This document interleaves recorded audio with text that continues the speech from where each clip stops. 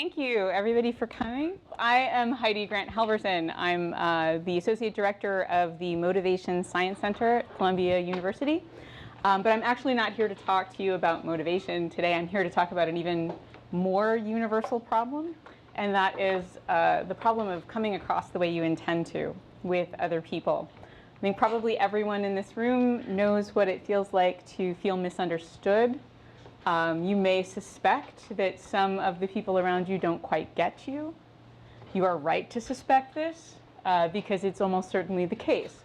One of the things social psychologists have learned in about 4 decades now of studying how we all make sense of one another is that there's more often than not a really large gap between how we think we're coming across to other people and how we actually are. In fact, if you look at studies of first-year college students, roommates, who are being paired up for the first time, and you ask one of the roommates to fill out a questionnaire about their personality traits, and then you ask the other roommate to fill out a questionnaire about the first roommate's traits, what you find is that 3 to 4 months into living together, the correlation between those two things is 0. Like, there's literally no relationship between how one roommate sees themselves and how the other roommate sees them. It takes almost the entire first year of living together for those two things to even begin to sync up, and then it gets to be about 0.2. It's true that the more you know someone, the more likely they are to be accurate about you, the more likely they are to perceive you correctly. But even when you look at people who have been in relationships for years, intimate relationships, who've known every part of one another, and you look at the correlations that they have in their perceptions, you find they get to about 0.5 or 0.6, right? So not 0, which is good, but not 1 either, right? There's still a lot of room for misunderstandings to occur, and they happen all the time. And sometimes, when we fail to come across the way we intend to, there are some pretty serious consequences. Does anyone know who this is? Chip Wilson, yes. Oh, bonus point. She gets a free book. She doesn't have one already. All right, that is Chip Wilson. He was the founder and chairman and CEO of Lululemon Athletica. They make very, very, very expensive yoga pants. And they have a very devout following, or at least they did, up until a few years ago when they kind of hit a little bit of a bump in the road. They had come out with a new line of yoga pants using a new fabric. And the customers found that over time they were pilling in between the thighs, right? So pilling, for those of you who don't know, is when fabric rubs against itself and makes those little balls that are really annoying. So customers complained about the pilling in their very, very expensive yoga pants. And instead of doing what he probably should have done, which was apologize, say that he was going to make it right, say that he was going to fix the fabric situation, he went on Bloomberg TV and said the following: "Some women's bodies are just not right for our pants," which turned out to have been the wrong thing to say. It was interpreted by many, many of Lululemon's loyal customer base as basically the equivalent of saying, if your fat thighs are ruining your expensive yoga pants, that's your problem and not mine.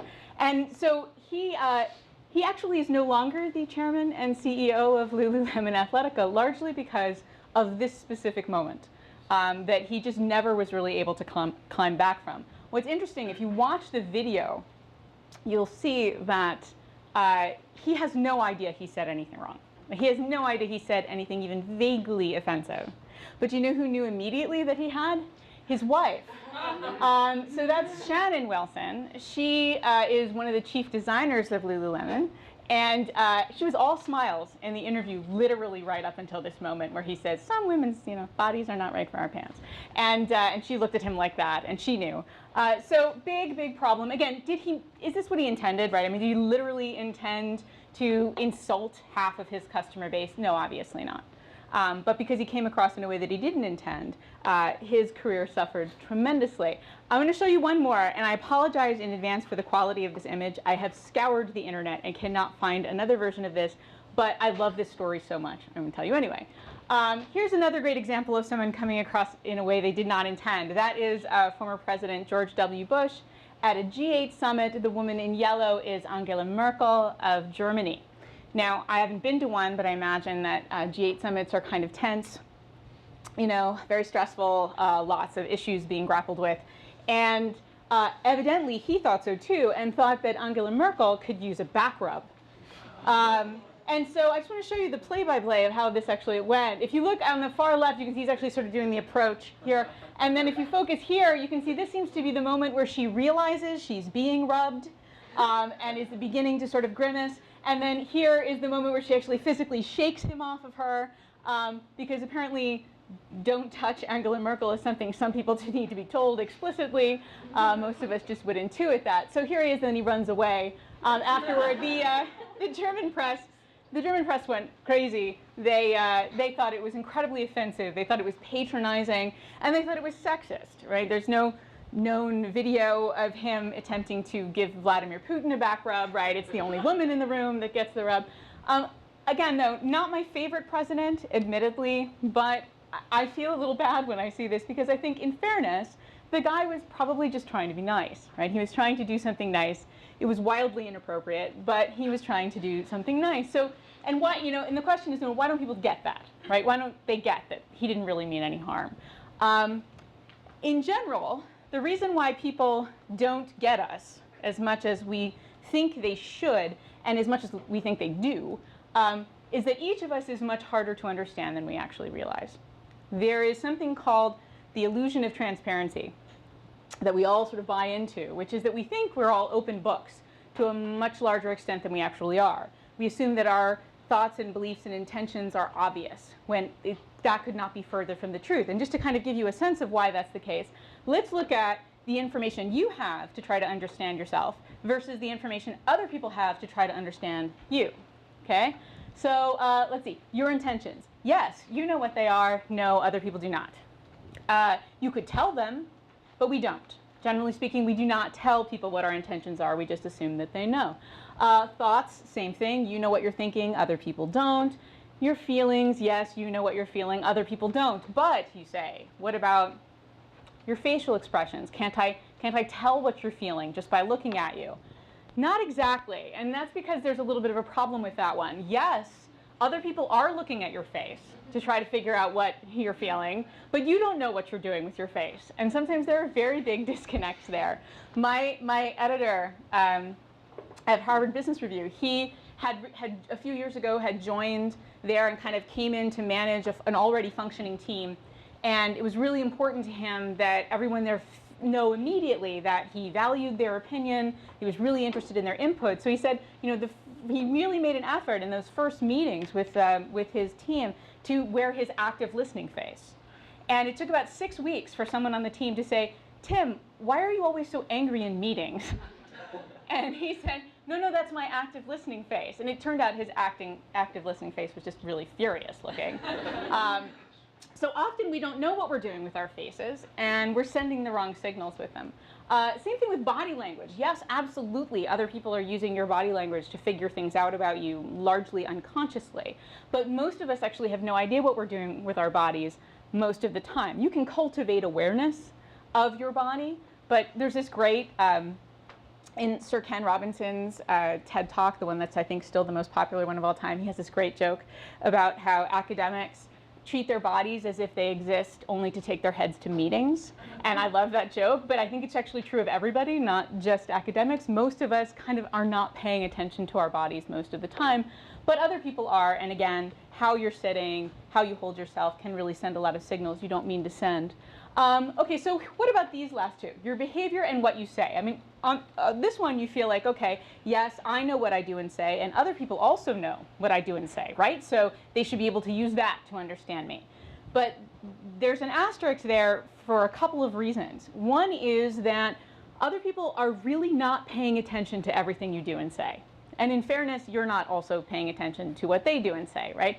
We often feel like everybody is sort of eyes are on us in ways that they are not. People have other stuff to do. They're not necessarily hanging on your every word or noticing everything you do.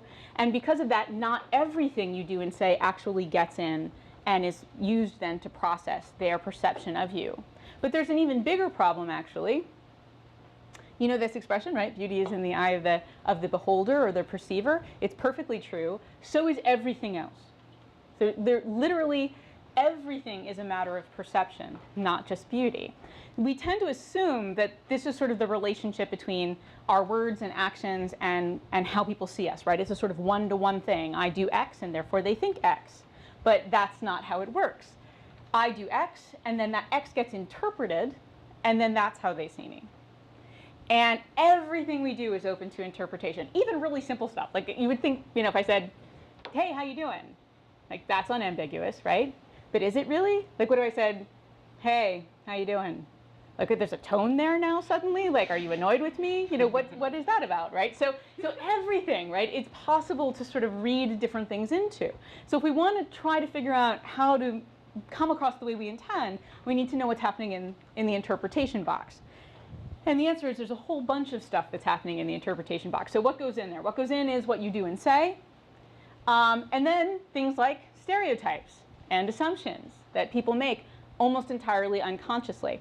One of the scariest, I mean, most fascinating and most terrifying, I think, findings in social psychology in the last 30 years is the realization that you don't need to believe a stereotype in order to have it affect you. You just need to know it. And if you belong to a particular culture, you know all the stereotypes. And stereotypes tend to get activated upon meeting a member of a stereotyped group. So that gets activated in the brain of your perceiver. It's in there. It's in there with a whole bunch of other stuff. But there's always a chance that stereotypes can influence how people see you, even when they don't believe those stereotypes are true.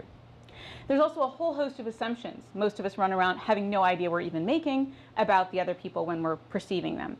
I'll give you one example because it's kind of hilarious that I particularly love. It's an assumption that we all make about one another. It's called the false uniqueness effect. So there's really two of these. There's false consensus, which you may have heard of, and false uniqueness. False consensus is when we tend to assume that other people share our opinions.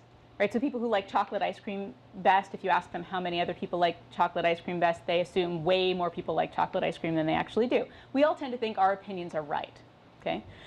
So that's false consensus. False uniqueness, however, is that we all tend to think we're better people than everyone else.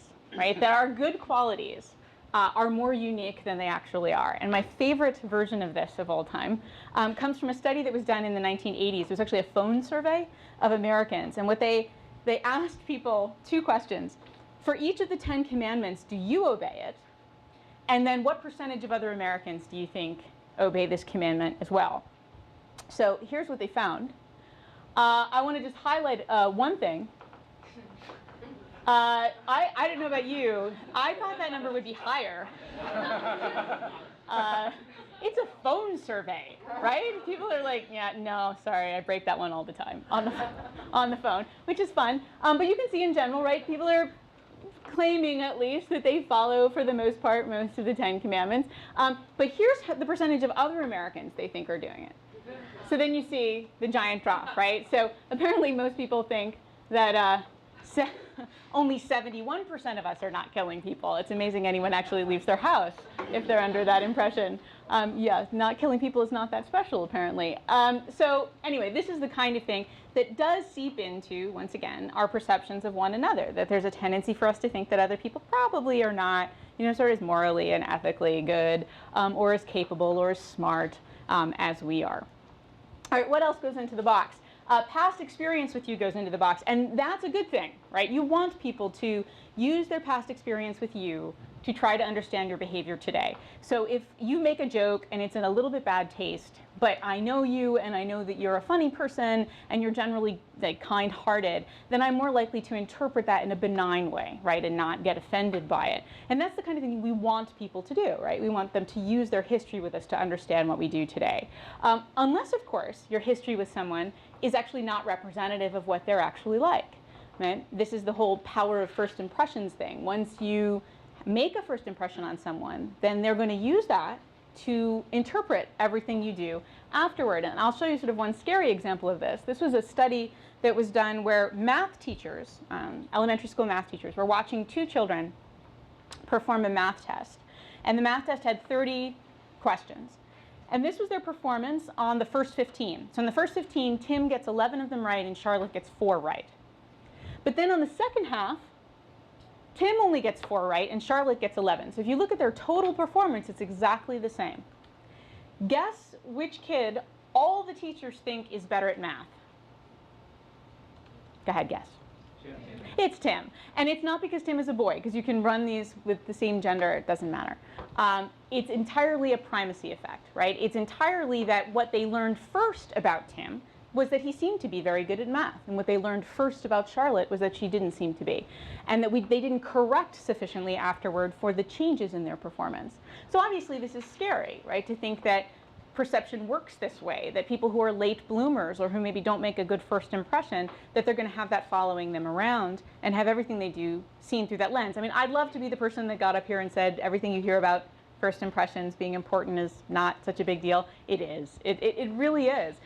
It takes a lot of work to undo a bad first impression. It's completely doable, but it takes hundreds of times the amount of work to undo a bad one than it does to make a good one in the first place. And we'll talk more about how to make a good one in the first place in a minute. So that goes in there. What else goes in there? Stuff about them, right? Their perception of you is affected by stuff about them.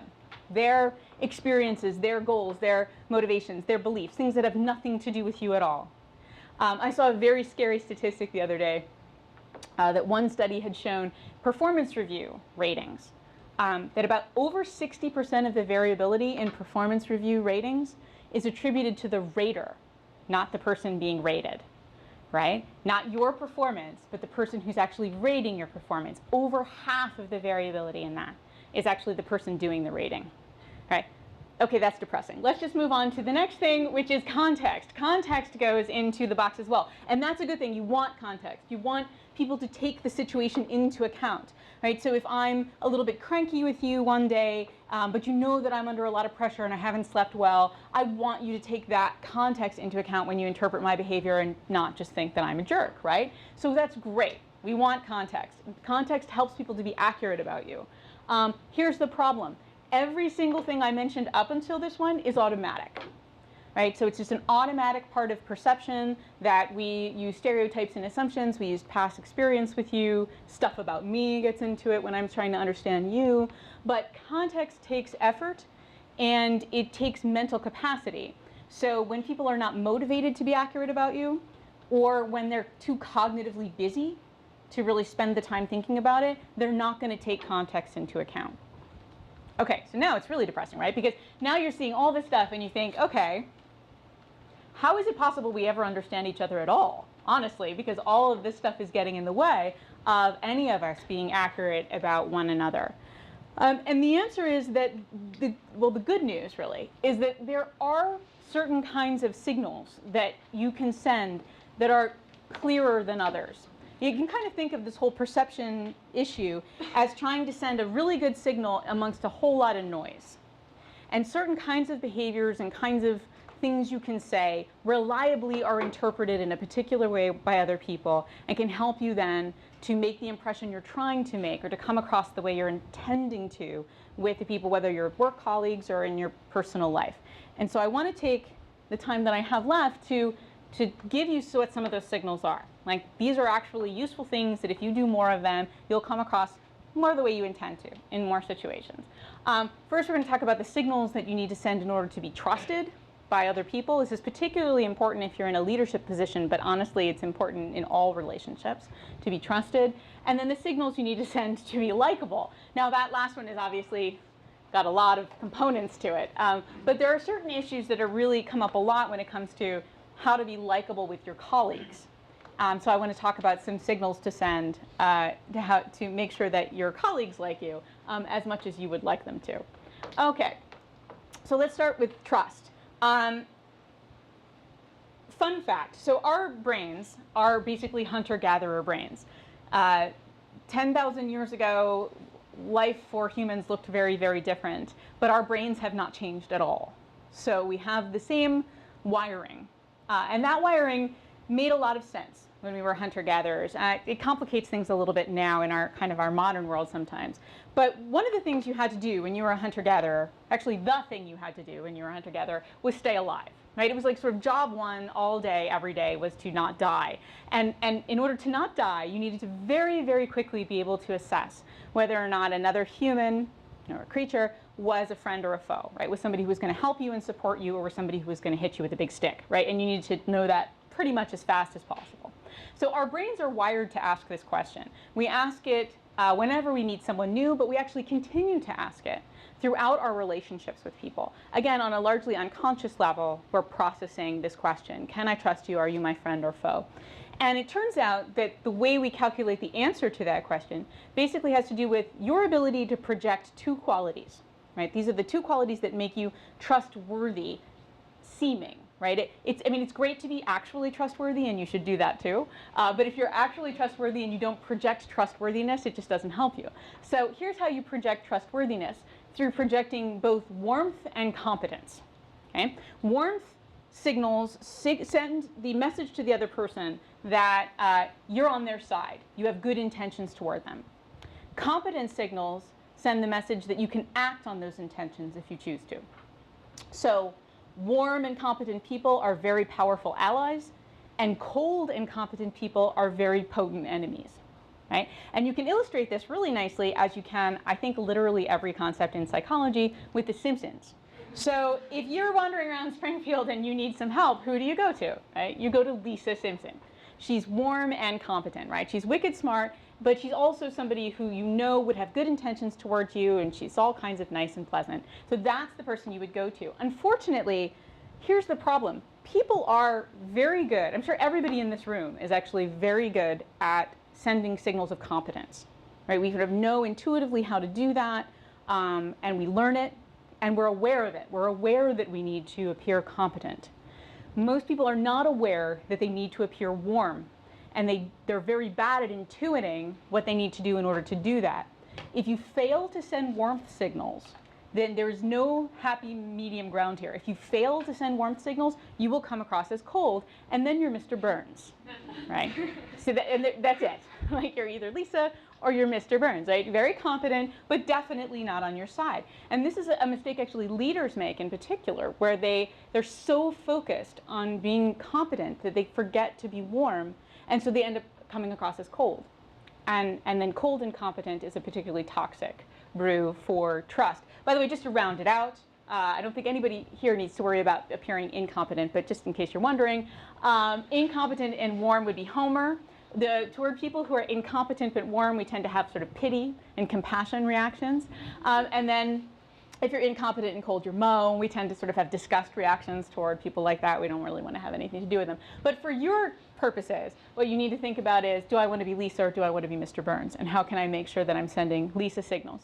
So here's how you do it. It's not rocket science. It really does just involve kind of, again, cultivating awareness of what you're doing and being deliberate about the signals that you send. So the first one is maintain eye contact. When we talk about projecting competence, we talk all the time about the importance of looking at people when you're talking to them. But that's actually not the one I want you to do, although you should do that too. What I'm talking about here is looking at people when they're talking to you. That's how you send a warmth signal, right? And more we're not doing it. I love my smartwatch and my smartphone and everything just as much as anybody else in this room. But the presence of these things in our lives means that more and more we are not looking at people when they are talking to us.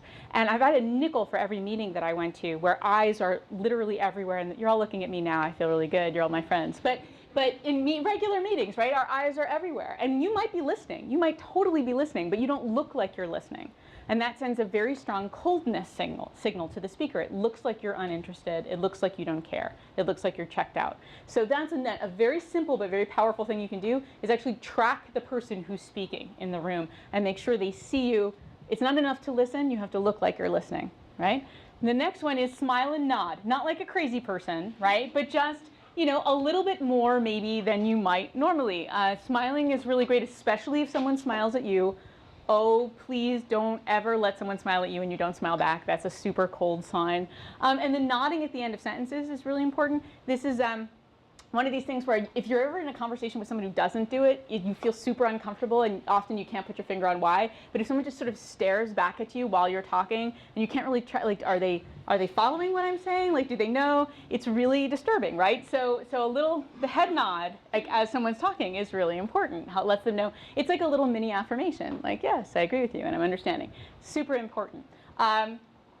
Show empathy. Again, not like let's take out a box of Kleenex and cry about things, but just sort of saying, when something bad happens to someone, say like, oh, I'm sorry that happened. It's what psychologists call a superfluous apology. It literally is you know, I didn't do the bad thing, but I'm sorry it happened to you. Like, oh, I'm sorry it rained on you on your way to work, or I'm sorry you have to deal with this, you know, frustrating client or whatever. Those kinds of simple signs that you're paying attention to the fact that someone's having a difficult time and you're expressing something about it. Very powerful way to express empathy and to show warmth. Trust them first. Human beings are absurdly reciprocal. I mean, we just give back what we get. And there is something very powerful about trusting people that makes them want to trust you in return. It's one of the reasons why micromanaging is so toxic. I mean, being micromanaged is irritating, but one of the other things that it does is it tends to undermine your trust in the person who's micromanaging you, because they don't trust you, obviously, so why should you trust them? So again, something very important to think about from a leadership position when you're in one. Trusting other people or trusting the other people on your team, your colleagues, can make them want to trust you in return. And finally, be affirming. I know that's sort of a gross word, but it is actually really important not to make stuff up. I wouldn't ever suggest you say anything that you don't mean.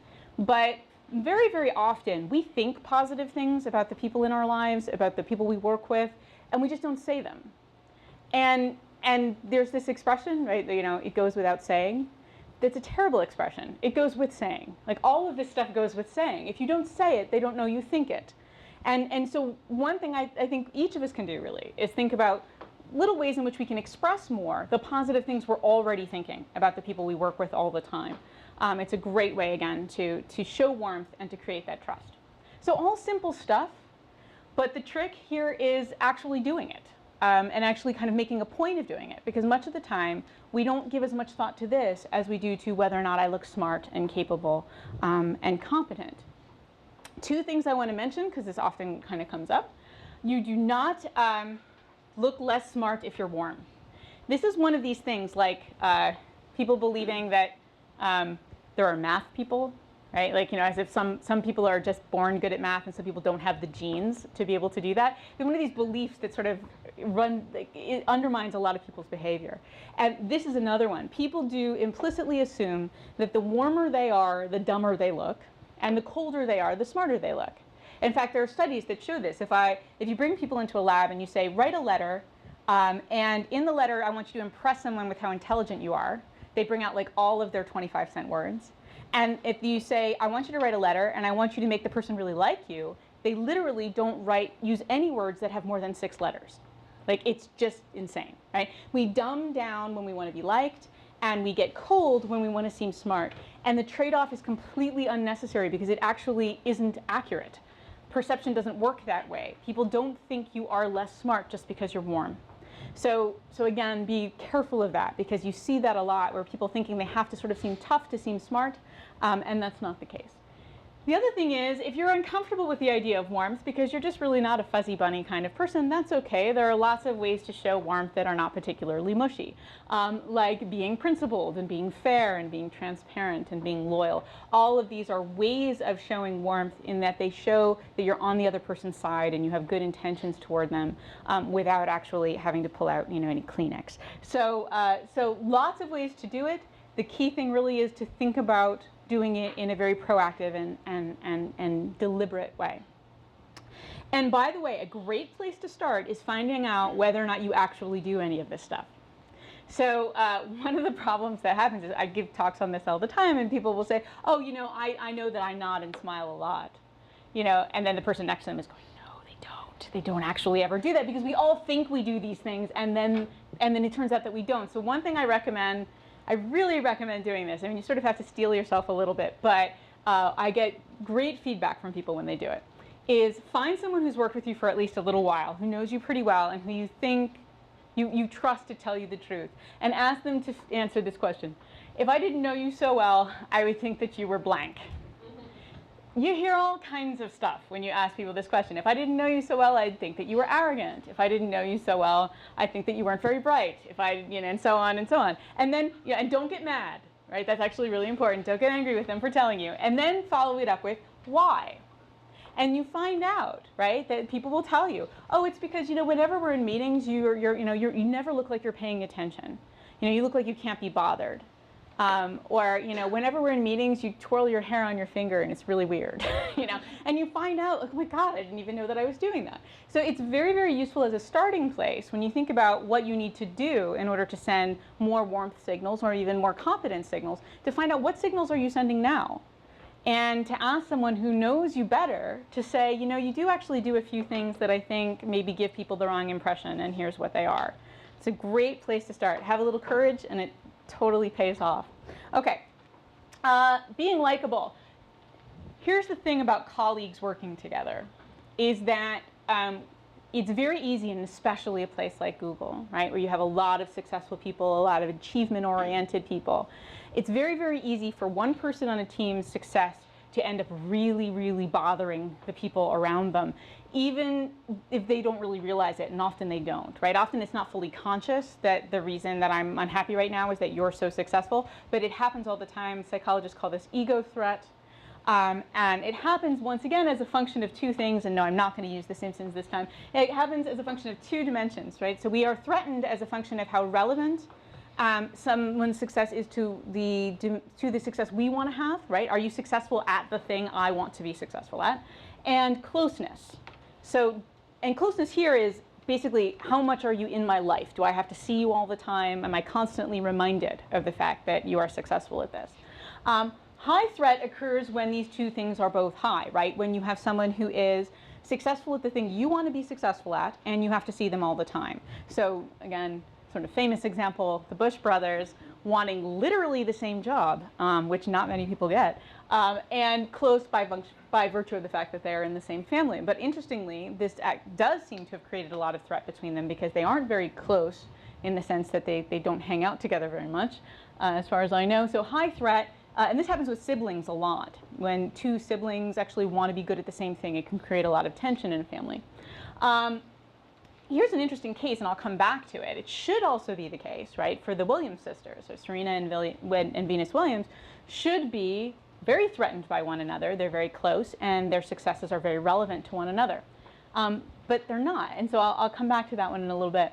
Moderate threat is created when you have high relevance but lower closeness. So someone is trying to be successful at the same thing you are, but you don't have to see them all the time. So here we have, that is real. That is not a Photoshop photo. He does that. So so you would think, right, again, both sort of wanting to be leaders of the world, but they don't actually have to. They probably can go whole days at a time without thinking about one another. So the threat is a little bit lessened. The ideal cell to be in is the basking in the reflected glory cell, which is you're close to someone, but they're successful in something that is completely irrelevant to you. Right? You do not define yourself at all. And here's a fun piece of trivia to whip out at your next cocktail party. Ira Glass and Philip Glass are cousins, right? So they can get together. So Ira Glass, the This American Life host, Philip Glass, the composer, are cousins. So they can get together and just bask in how awesome it is to be a Glass and just enjoy each other's success. And there's no threat there. It's just terrific. And then just to sort of round it out, again, obviously if you have no closeness or relevance, there is no threat. That one might be Photoshopped, but I love it so much, I don't care. Okay, presumably they don't threaten one another at all. Okay, so how do you deal with it? So if you are in the situation that a lot of people are in the workplace, right, where you're working with people who are doing very similar work to your own, their successes may be threatened to you, or in this case, your successes may be threatening to them. How do people deal with that? Well, a couple of ways. You can kind of think of the problem as being you're too close and too comparable. You're like two apples. So one solution is you can decrease relevance. One of you can become an orange. This is actually what many siblings do in order to stop killing each other. Most famously, probably the Immanuel brothers, right? So one is a politician, one is a doctor, one is a Hollywood agent. Interestingly, when they were all children, and so therefore much more comparable, they basically beat each other up every single day. But now as adults, they get along quite well because they're very successful in very different domains. Another thing you can do is try to decrease closeness, right? You can try to just literally get away from the person who is threatening you. That's what these two gentlemen did for years. They basically tried to avoid each other at all costs.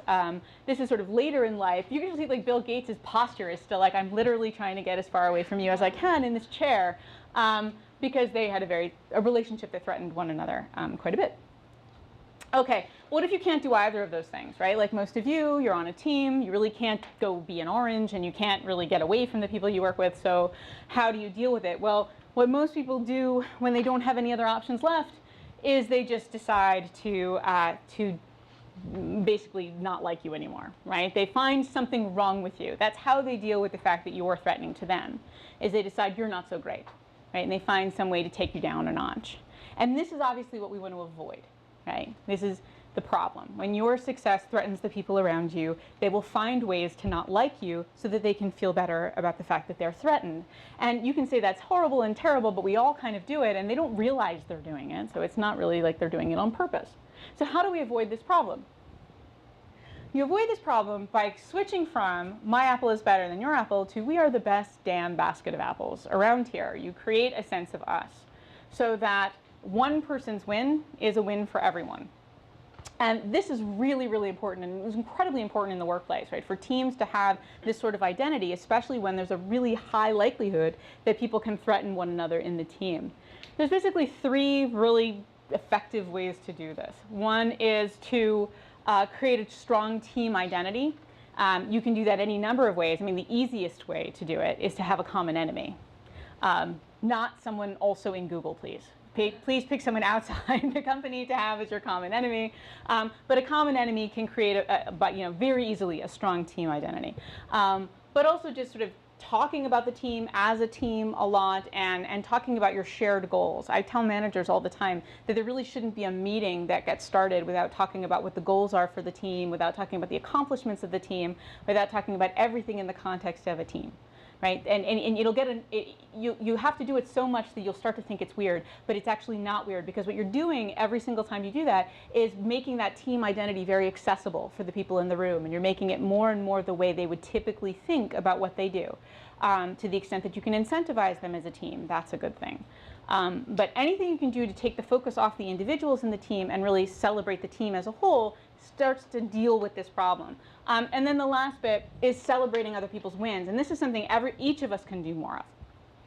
We can try to remove some of the tension by you taking the first step. Again, human beings are incredibly reciprocal by nature. If you go up to someone else and celebrate the heck out of their win and say like how great it is and how proud you are to be on their team because they're doing so great, they're going to be more likely to do that back to you.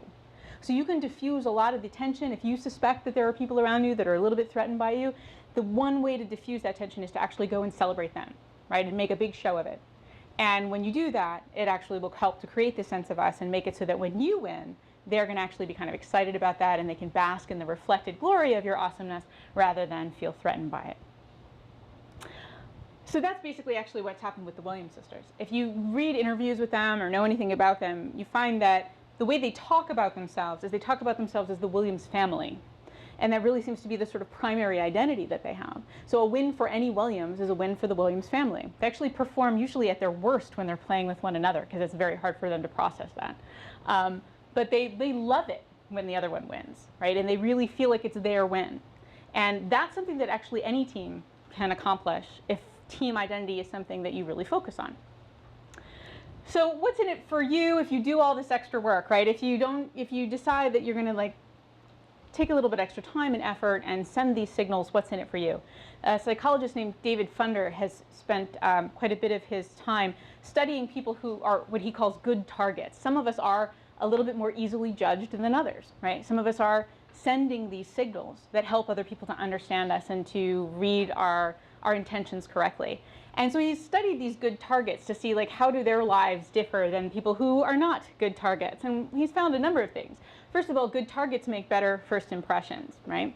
That turns out to be, as I said, a really important thing. If you're better at sending signals, you make the right first impression from the get-go rather than having to spend a whole bunch of time undoing the damage you've done.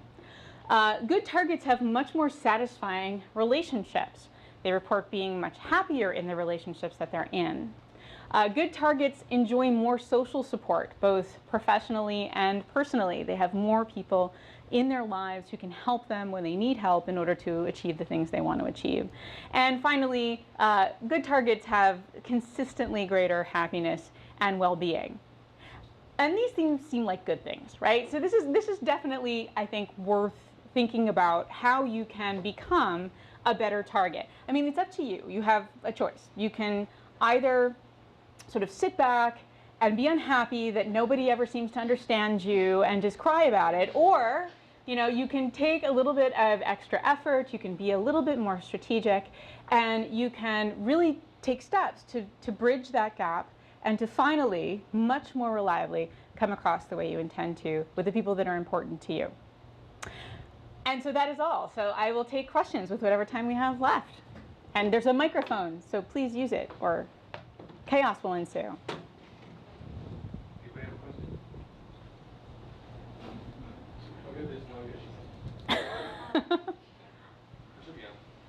Hello. Okay. Hi. Hi. I was just wondering how this kind of like is involved with like performers. Like, how would they want to like display their sort of like performing abilities or their image, or You want the audience to like you, that kind of idea.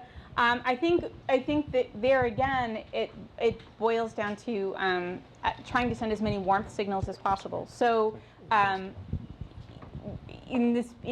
speakers, you see a lot of variety in this. You see that some people do actually make a point of looking at the audience, and some people don't. They kind of, their eyes are sort of everywhere. I think simple things like looking like you're actually speaking to an actual person is helpful. Humor is really good. You always have to be a little bit careful with humor, but if it's, you don't want to ever make fun of other people. That's not a great way to be warm, but making fun of yourself a little bit, or humor that is based on sort of the common problems, right? Like we're all in the same boat kind of things. That can be a really, I think, great sign of warmth. But I think sort of anytime you can create a situation where you're feeling like you're having a genuine connection with people and they're actual individuals, anything individuating is sort of helpful, right? That you're not just sort of treating it like a crowd. Those things can be helpful. It's a lot of the same things actually that you would just say you should do to someone you're talking to on the street, right? It's not that different. It's a little more challenging when it's you talking to a room full of people, but I think a lot of the same signals can be sent. And one of the other challenge that just reminded me, one of the other big issues with sending warmth is when face-to-face interactions is actually relatively easy, but when you move to either one person talking to a whole room full of people, or you move even worse to phone conversations, or even worse than that, to email conversations, then you lose a lot of ways in which human beings show warmth to one another. And it's funny, like I think we write emails to people that we would never, we speak to people over email in ways that we would never speak to another human being face to face. You would never just walk up to someone and launch immediately into what you want from them. It would always begin with a sort of, hey, how you doing? Oh, last week I remember you were working on X. And I tell people, like, there's no reason you can't start an email just like that, like as if it is a conversation. The tone feels very different. But emails are consistent. Like no one ever sent like a warmer email than they meant to. It's always that it comes across colder or more rude or more distant because we're missing a lot of those ways in which we send those cues. Also, video conferencing is amazing, and I always tell people, like, go the extra mile. I know it's a pain, but if you can get face-to-face in a meeting rather than having people dial in, you lose a lot of the risk of a lot of those coldness and other issues that can creep in. So thank you for the question. Yeah, Heidi. So I want to go back to the strong team identity. You mentioned the easiest way, or an easy way that people do that is by finding a common enemy. Yeah. Does it have to be a person or group? Could it be something like the bugs that we have, or just inefficiency in general? Yeah. Yes, yes, because people love to sort of anthropomorphize things. So if you talk about a thing like it's an enemy, that works completely. Of a particular problem, we're up against this problem, we're going to win, we're going to beat this problem, and you talk about it like it's a person, then you get the same psychological mechanisms sort of kicking in, and it becomes, what you're trying to activate is, our brains are basically wired to have very strong in-group, out-group distinctions, right? So we identify people as either in-group or out-group, and we operate in those terms. And so you're trying, when you mention team identity and talk about all of those things, you're really trying to kick that into gear and have the brains of the people, everybody in the room, see one another as all in-group. And you can do that with real out-group, like real enemies, but you can actually do it with anything that threatens the people who are in that group. That works as well. So yeah, and that's actually a great way to solve the problem where you don't have to actually have an enemy team, but you can have the enemy be just about anything. It's great. I had a question on a similar line to that with the whole ego threat thing. And it involves, like, what if it's a relationship and the goals involved are a more broad thing, like career or salary success, money, things like that? What's the relation? So, It's like a marriage, for oh, instance. yeah. And you have ego threat in the marriage? Well, where one Yeah, it partner happens. is, succeeding at a career, succeeding at a business, something like that, where the other partner struggles, that seems like a... Yeah, it's a huge problem, isn't it? It is. It's actually, it's a huge problem.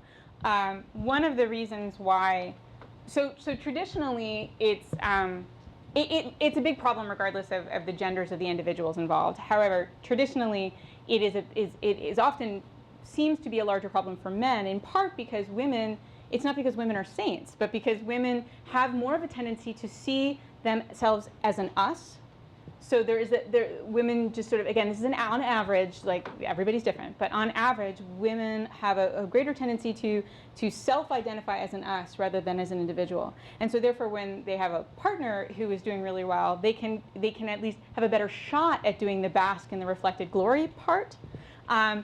Men who tend to be more individualistic and identify just as an individual, that tends to be more difficult. But again, it can happen with both genders. It definitely is a source of conflict, and the answer is that you end up diminishing closeness often through things like divorce and choosing different partners that don't threaten you. So it is absolutely a problem. I think the people that deal with it the best tend to be people who have found a way to make it an us thing, to make like your success is my success. But I always marvel at couples who seem to be doing the same work and who can manage that. Because I think the potential for conflict is so great there that it's sort of amazing that they can make it work. But yeah, it happens in friendships. You see many instances friends drift apart because one becomes more successful and that just becomes a source of tension. Absolutely. Anybody else? Yeah, I have a question too. Okay. You mentioned that email, nobody sends an email warmer than they expect it to be. I think it's probably very so at rare. Google here, we have hundreds of emails a day. It's ridiculous. And so personally, I'm always in conflict between trying to send the shortest, quickest email out the door to be as direct as possible while still balancing the line between not coming across as a total jerk. Right. Do you have any sort of recommendation for the tone of what the email should take? Like, should I add more winky faces, or how? I mean, it's interesting, really interesting to see like emojis sort of seeping into more and more business communication, and because they are needed, right? They're substituting for the tonal qualities that we don't have in that format. Like we need to know you're winking, that's a joke, haha. So I think more and more we're going to just see that happening more and more, that more emojis become a way of we communicate. It's funny because I was at a conference talking about this with people who were interested in doing chat with customers online, and they want those conversations to be short, but they can also be warm. They don't have to be lengthy, the warmth bits, right? So literally like, hey, how you doing? Literally, hey, how you doing is a great way to start an email. Like, and it's amazing how often we don't even bother to do that, right? That we just go, hi, Bob, I need the such and such, right? So even just saying, hi, Bob, how are you? I hope you're good. I need the such and such is a much better email than the other. So you can still, I think you don't have to completely sacrifice brevity. Nobody also wants to read epically long emails. And the questions are not meant to be answered, really. There's the things we do all the time when we interact with other people. We say, hey, how are you? Good. There's no information exchange there. That's like a greeting that humans have, right? It's a little dance. And so you need to kind of do that dance in other formats as well. Because again, people they can't put their thumb on why they're annoyed with you about the email you just sent. They won't know it's because you didn't say, hi, how are you? But that's not helping, right? So I think, yeah, short ways of being friendly can be very powerful. Okay, great. Anybody else? Oh, one in the back. One Let in me the run.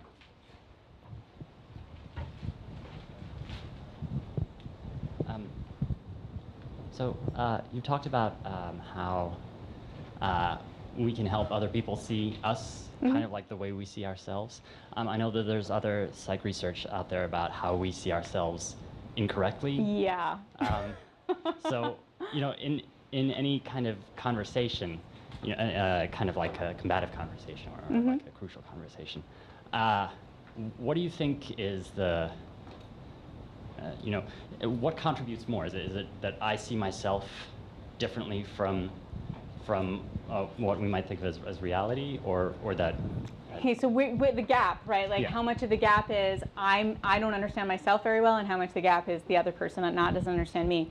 That's a really good question, and there isn't any one answer to that except to say that they're both big contributors. And certainly the more you find that other people all have the same opinion about you, but you're different, that's where you start to suspect maybe they're right and you're wrong. So certainly, part of the reason the correlations aren't perfect is that sometimes other people do see things in us that we don't see in ourselves. I think you fix probably more than 50% of the problem if you start realizing that you're doing a bunch of things you don't mean to be doing. I think most miscommunication comes from that, not from a lack of self-understanding about who you are and what your intentions are, but a lack of self-awareness about how the behaviors you're engaging in are being perceived by other people. Often it's not the case when you have a misunderstanding, when you feel like you didn't come across the way you intended to, your intentions were good, right? It's just that the execution was flawed. That's probably more of the problem than it is I wasn't really honest with myself about what my intentions were in the first place.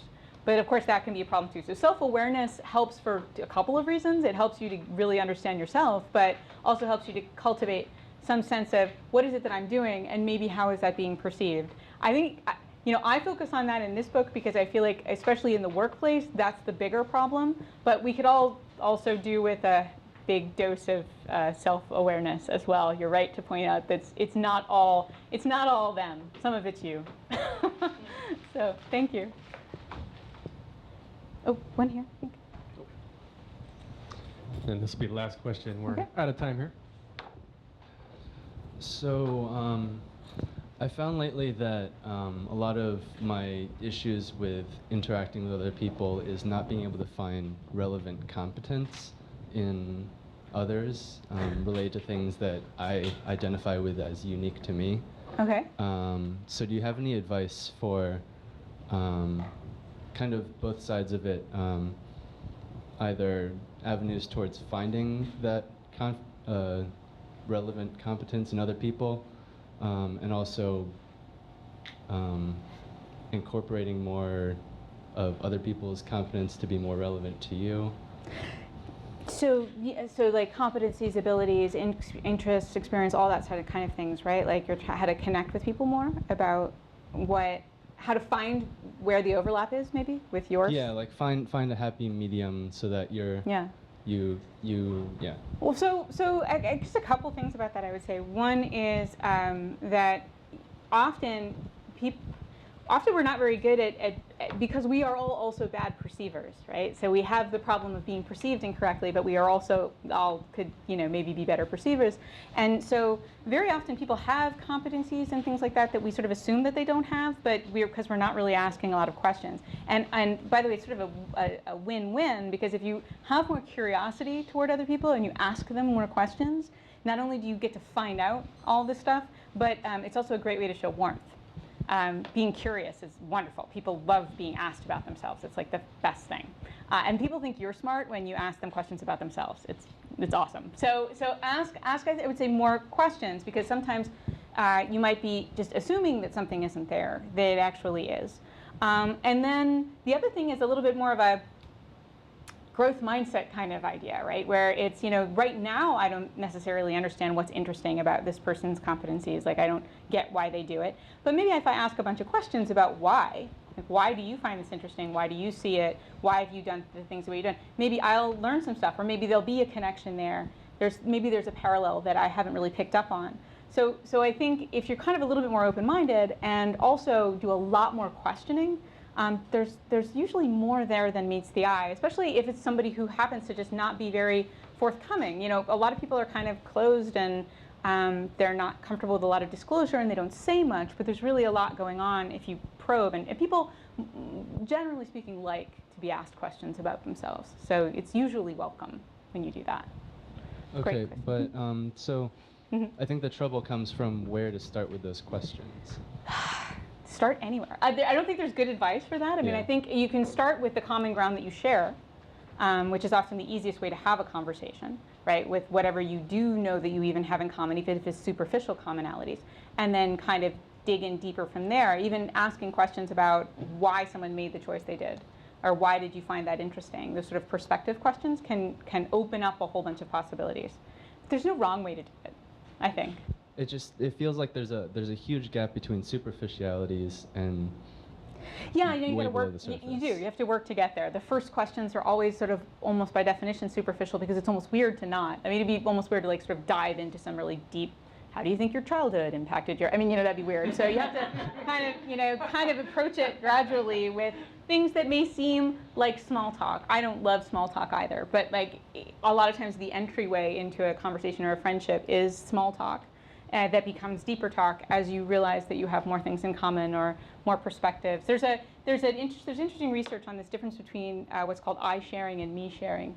So me sharing is when we share things with one another, we recognize that we have things in common with another person that are just traits or you know, we're both from Des Moines, Iowa, or you know, oh, we both like computers, or we both do X, right? But I sharing is perspective sharing. So it's like, oh, I've had the experience of looking, you know, at a sunset in New York, and I just thought it was amazing. Oh, I've had that experience too. So I sharing is that experience sharing where we realize we have the same perspective as another person on something. That actually is the most rewarding and creates the deepest connections between people. But a lot of times, conversation starts out as me sharing, right? It starts out as, you know, what do you do? Here's what I do. Here's where I lived. Here's where you lived. Oh, do you like soccer? I like soccer too. You know, and then it becomes conversations about deeper things. But you kind of have to get through that first part to even know what kinds of experiences you might have in common. So it takes patience and a lot of fishing. Okay, Thanks. great. Thank you all so much. Thanks for coming. It's awesome. Thank you.